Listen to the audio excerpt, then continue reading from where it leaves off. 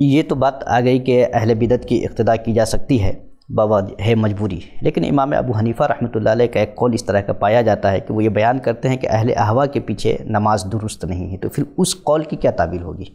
ہاں، بات صحیح ہے۔ امام ابو حنیفہ رحمہ اللہ سے ایک قول منقول ہے کہ لا تجوز الصلاۃ خلف اہل الاہوا، اہل بدعت کے پیچھے نماز جائز نہیں ہے۔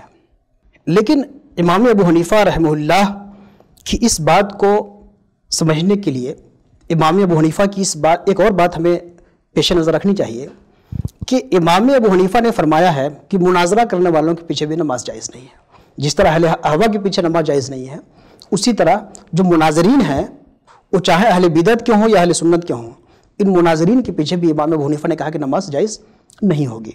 ایک شخص کے بارے میں کسی نے بتایا فلاں فلاں خلق قرآن کے مسئلے میں مناظرہ کر رہے ہیں، امام ابو حنیفہ نے فرمایا کہ ان کے پیچھے نماز مت پڑھو۔ لوگوں نے پوچھا کہ ایک شخص خلق قرآن ایک بدعتی عقیدے کا قائل ہے، اس کے پیچھے نماز نہ پڑھو، یہ تو سمجھ میں آتا ہے، لیکن جو مناظرہ کر رہا ہے اس کے پیچھے کیوں نماز نہ پڑھو؟ تو امام صاحب نے فرمایا یہ جدل کر کے بدعات کو فروغ دے رہا ہے۔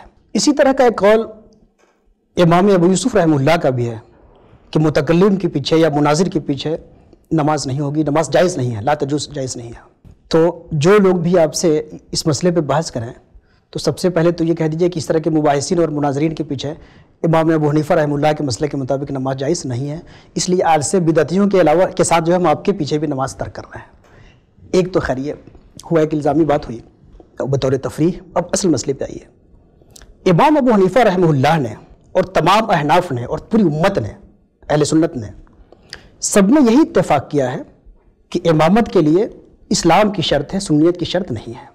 اور امام ابو حنیفہ رحمہ اللہ نے اہل بدعت کو مسلمانوں میں شامل رکھا ہے، اس کی پوری تفصیل ہماری کتاب میں بھی ہے اور بھی جگہوں پہ ہے۔ تو امام ابو حنیفہ رحمہ اللہ بھی اہل بدعت کو، خوارج کو، نواصب کو، روافظ کو، دیگر فرقوں کو جو اہل قبلہ ہیں، ان سب کو اہل قبلہ شمار کیا ہے، ان کو مسلمان شمار کیا ہے، ان کو کافر نہیں کہا ہے۔ اس اصول کی روشنی میں دیکھیے تو امام ابو حنیفہ کا بھی موقف یہی بنتا ہے کہ نماز صحیح ہونی چاہیے۔ اس کے علاوہ تمام ائمہ احناف نے اس پر اتفاق کیا ہے کہ اہل بدعت کے پیچھے نماز ہوگی۔ تو تمام ائمہ احناف کا اتفاق کرنا یہ بتاتا ہے کہ امام ابو حنیفہ کا جو قول ہے اس کا کچھ مطلب الگ ہے۔ اس کا مطلب کیا ہے؟ اس مطلب کی وضاحت مختلف علماء نے کی ہے۔ علامہ شامی نے کی ہے، علامہ کمال الدین ابن حمام نے فتح القدیر میں کی ہے، اعلیٰ حضرت فاضل بریلوی نے اس کی طرف اشارہ کیا ہے اپنے رسالے میں۔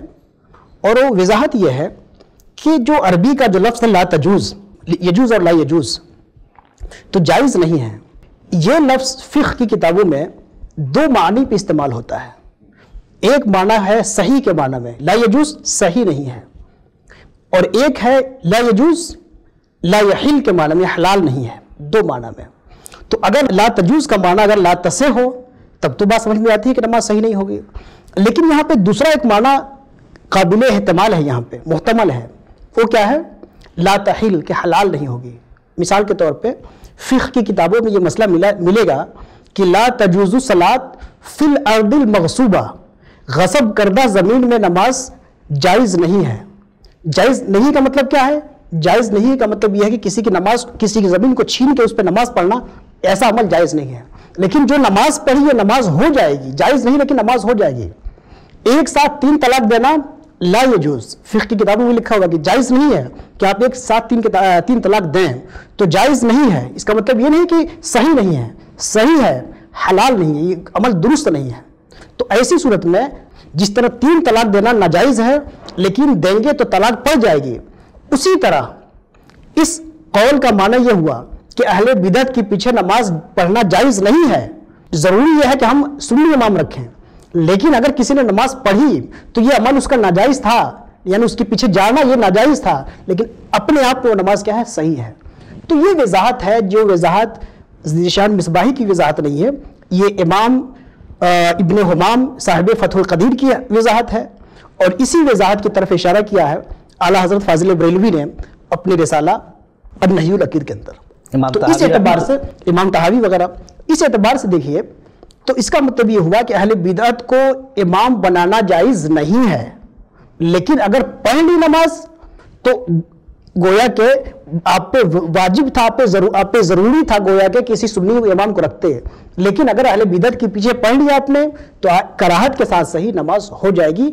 یہ معنی ہے جس کو تمام ائمہ حنفیہ نے لکھا ہے، اس پہ اہل احناف کا یہاں تک کہ ائمہ اربعہ کا اتفاق ہے، اور اس کے خلاف جو قول ہے وہ بعض قول ہے، لیکن مجموعی طور پہ ائمہ اربعہ کا جمہور متفقہ موقف یہی ہے کہ کراہت کے ساتھ نماز تصح، نماز صحیح ہے۔